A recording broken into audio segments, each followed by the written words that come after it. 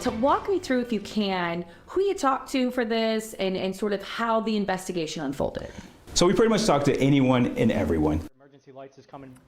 The first independent report issued following an investigation into Monroe County District Attorney Sandra Doorley's behavior during a traffic stop in Webster that's now been seen millions of times all around the world. Yesterday, the county's Office of Public Integrity issued a scathing report into Sandra Doorley's actions. Today, News 10 NBC investigative reporter Jennifer Lukey spoke with the director about the findings.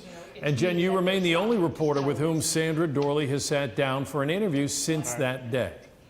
Yeah, she was not interviewed as part of the Office of Public Integrity's investigation into the traffic stop that has now been seen around the world. But in some of her comments to me, she talked about the situation in that exclusive interview, and those comments are included in the report.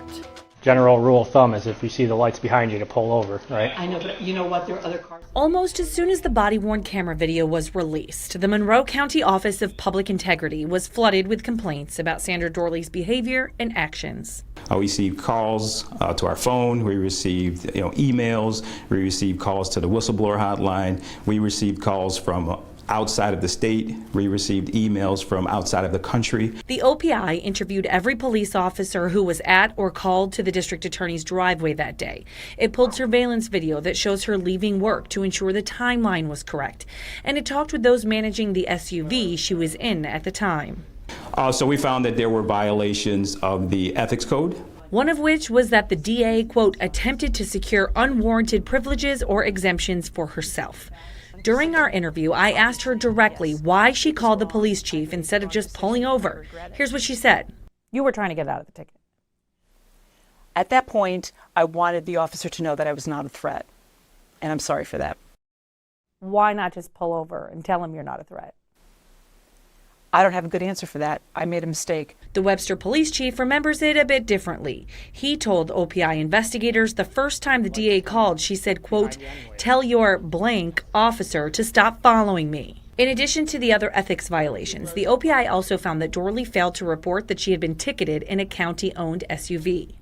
And so what happens from here? So again, we're an investigative body that we have no disciplinary function in this office. So we complete our findings and we turn them over to the proper entities. The other ethics agencies don't have the ability to discipline either. And when it comes to the violation of the take-home car rules, this is a very unique situation. In the policy, it states that the department head will handle any violations of the vehicle use policy. In this case, the district attorney is the department head. In the past, to your knowledge, how have other department heads handled vehicle use violations? It could range. If it was a first violation, it could be something as simple as a verbal counseling. It could be something as advanced as removal of the vehicle. This report is the first of 3 or 4 to come out as different local and state agencies are investigating. What do you hope the public takes from this?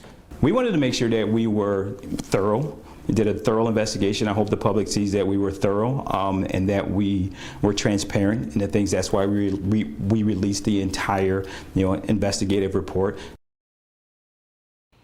In the end, none of the handful of local and state agencies investigating this situation have the ability to actually hand down any discipline. The only person who does, Brett and Deanna, is the governor. Really? So Jen, has the governor indicated whether she would even consider that?